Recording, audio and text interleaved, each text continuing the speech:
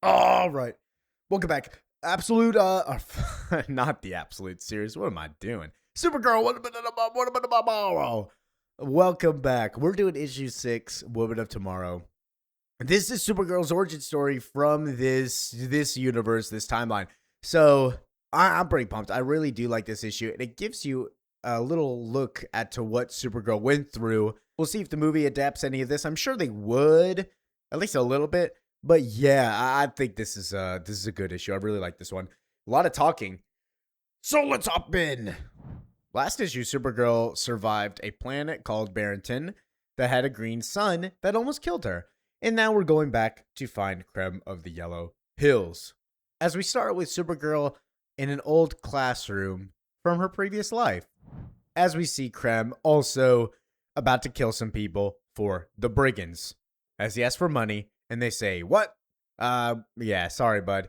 You can't use that as a last word because you didn't pay." And so, right before he kills him and shoots an arrow, Supergirl is seen seeing a giant explosion and then falling onto the ground in the rubble.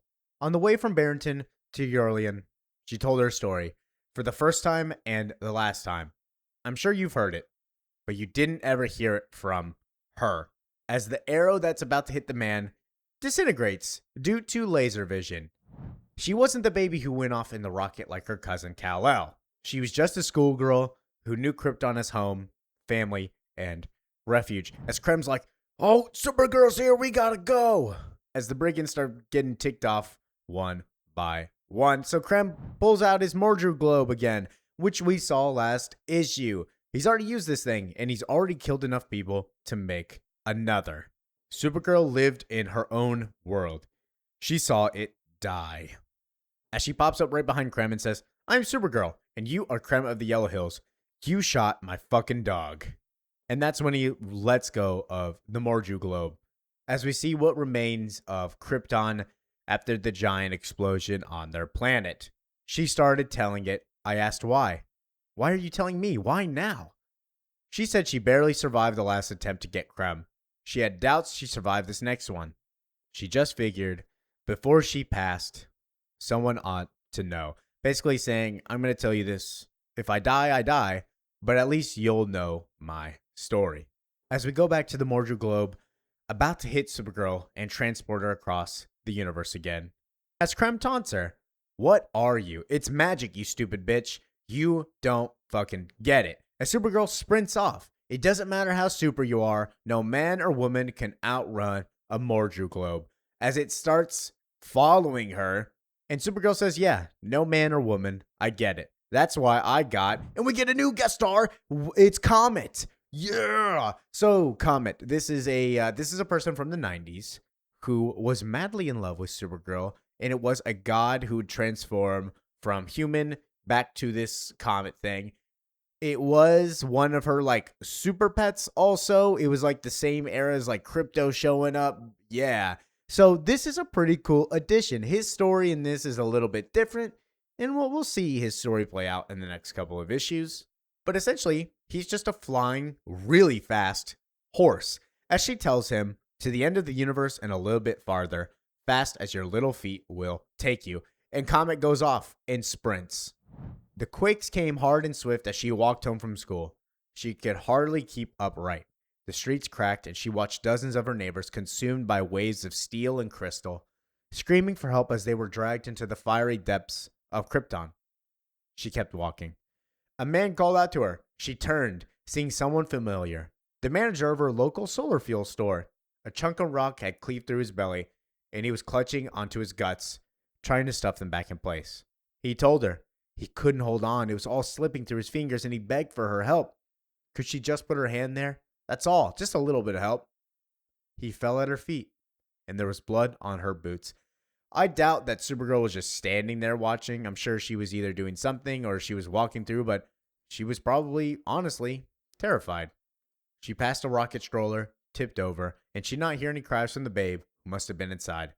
Maybe its mother had taken it to someplace good and safe, or maybe its pain was merciful over its eyes shutting forever. Or maybe it was keeping still because the clatter of ruin had grown too loud, and that was just its instinct at the moment. And Supergirl never found out. She just kept walking. Krypton had held thousands of generations safe in its bosom. Epics were written, idols were worshipped, wars were waged, children were born, dead were mourned, heroes celebrated, stars discovered, histories researched, lands conquered, families raised. The edifices of ambition were built and destroyed, and built and destroyed, built and destroyed again and again. There was love and jealousy, hope and tears, agony and laughter. There was the view out her window in a room, in her apartment. An ancient bobuck tree with red and blue leaves that fell in the fall and returned in the spring. She watched the wind blow through them, watched them dance with each morning. Afterward, she often thought of waking on a chilled Krypton morning, looking out her frosted window as day broke from night, and the roasted, sweet smoke of newly carved hogue meat rose up along with her mother's impatient call, chiding her again, sleeping past first prayer. She had visited so many planets, but she never saw anything quite like that view again. Red and blue leaves and the wind blowing through them. Krypton did not die in a day. The gods are not that kind. As we see Comet fly through the stars, beautiful imagery right here again, with the Mordru globe giving fast chase behind him. The minute chunk of the planet that held Argo City was split out of the initial explosion. Basically, this is all that remains. Most of the city's citizens died in the breakage, but some endured. Zor-El, her father, by the way, a famed scientist of the city who happened to be Supergirl's father, was able to bubble enough of the atmosphere for those lucky folks left on the asteroid to survive. But just for a while, as we go to Supergirl's mother, is sitting there in bed, dying sickly as Zor-El sits there staring. He's upset, of course. And then Supergirl watches her mother pass as she's like, I need you. You can't leave. I need you. And then she does passes. Her mother never did wake. Eventually, Zor-El turned off that machine that was pumping her heart. As he did, Supergirl stayed by her bed and told her about the blue and red leaves that used to dance outside her window. And now we see Supergirl actually take action in the city because that death did transform her. The diagnosis was radiation poisoning.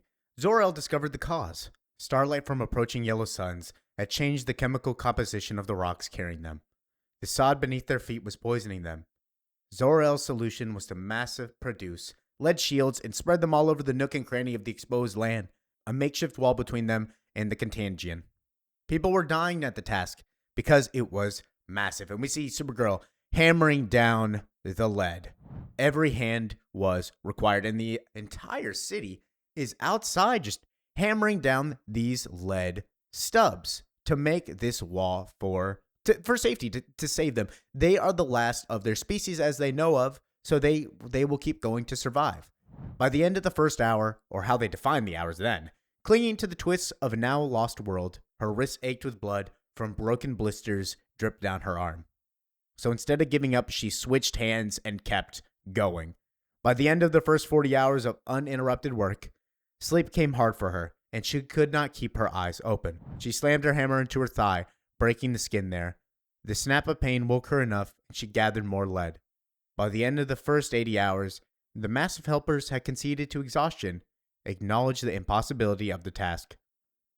Thousands of Kryptonians, the last of their planet, lay fallow throughout the rock, mourning their inevitable coming death. So she worked alone. So everybody just gave up hope, and she, being determined as she was to save her society, kept on, alone.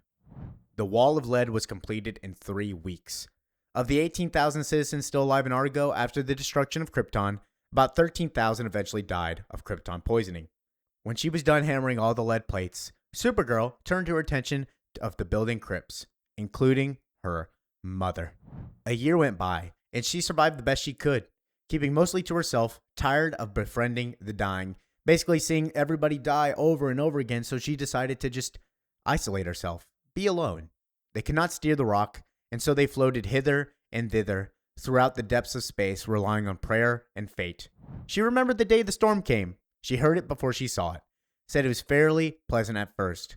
There's no rain in space, and the plinking of the rocks hitting the lead reminded her of the old days stuck at home, with nothing to do but read and look out that window. The wet on the red and blue leaves. On her window that day, she saw the asteroids fall, the hailstorms puncturing their improvised shield. She knew that the radiation could come back, that those left would soon be leaving, that she was at the end of her, ever relying on prayer and fate. The lead wall that they built between them and the planet was punctured. The asteroids destroyed it. And so all that work that they spent basically just gone in a moment. So how often would that happen if it's going to keep happening? They weren't there very long already. She found her father in his lab weeping. As with many men of his generation, he was a man who frowned upon emotional expression. She had never seen him with as much as a tear in his eye before, even as they stood over her mother's body.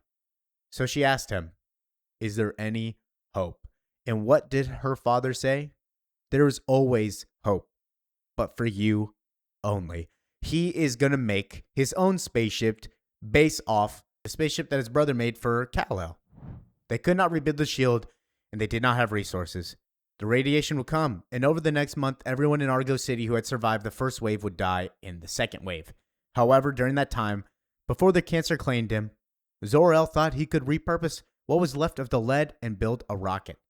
His frivolous brother had shared his plans for such a ship, and he had listened enough to those fantasies to understand the basics. It wouldn't be much of a vessel, but it'd be capable of finding a destination millions of light years from that cursed rock. Based on the calculations, given the constraints of weight, food, and water, he thought the rocket could only carry one single passenger. And so, of course, as being a father, he said, "It had to be you. It will be you. We will die, and you will live." And then this is where he says it. "Why me?" she asked. "Well, because you are my little girl, and I will save you." And so Supergirl pleaded and said, no, how can I still be a little girl? Which is very similar to what Ruthie has been saying this entire series. It's like, I've seen terrible things, so how am I still a little girl? "But tomorrow will come soon enough," he said, "and I will pass, and this place will pass, and stars will fall, and suns will rise. And you will be a woman looking back on the many decades of your life, the terrors and the triumphs. And perhaps you'll think of your father then, and perhaps you'll remember whatever has happened, whatever pain you have endured. You are still my little girl." And for the next month, Zor-El pieced together the rocket, and Supergirl cared for the sick, trying to bring them comfort as the poisons claimed their bodies. It was the third time watching the light of life fade around her. Her third time hearing her neighbors gasp for their last breaths. Her third time collecting bodies for mass burial. Her third time watching her own world die. She was only 14. And as we see Comet and Supergirl fly through to the edge of the universe, past the source, and Supergirl goes, "Whoa, Comet, that's good. We're far enough. The Mordru Grove, hell of a chase. You should be proud. It's not your fault. Magic is a tricky thing, too tricky for me sometimes. But I know this much at least. What works back there does not necessarily work here." As she pops the Mordru globe, and we go back to the past, seeing Zor-El put his daughter into the giant spaceship. Or I guess I want to say giant because it's probably bigger than Kal-El's. But it is said that a person at times can feel the weight of the world on their shoulders. This is a metaphor, a cliche, chucked about without thought to its meaning. Just another way to say we are bearing some responsibility for our actions. But with Supergirl, it was as real as the yellow in her hair. As her daughter says, "Best of luck to you. Remember what your mother said, and be good." Every day of her life, she carried that dead planet with her. Every day, as she walked through the many valleys of death, she felt its weight driving her into the dirt, pushing her down until she was so tired she could not think of anything besides letting go and sitting down and being buried underneath its rock and rubble. And every day she kept on walking. "Be good," her mother had said, as she lands back and looks at Krem in the face. "Aren't you afraid he has another Mordru globe?" Not really. You can only have one at a time, and they're really hard to make. He didn't have time to make another one. "There is always hope," her father had said. But I do not believe that is what drives her inevitably forward. And Ruthie says, this is a callback to issue 1, all he has is swords and arrows. Yeah, pretty much. And you are Supergirl. You don't give a shit about swords and arrows. And like many of those childhoods were ripped away from them, she's eternally searching for something, perhaps justice, perhaps explanation, perhaps a tree outside of her window, red and blue leaves in the wind that blow between them. And that ends our issue. Thank you for listening, watching, enjoying. This was one of my favorites. And now we will see what happens next issue after we have captured Krem. What is Ruthie going to do with Krem? Peace out.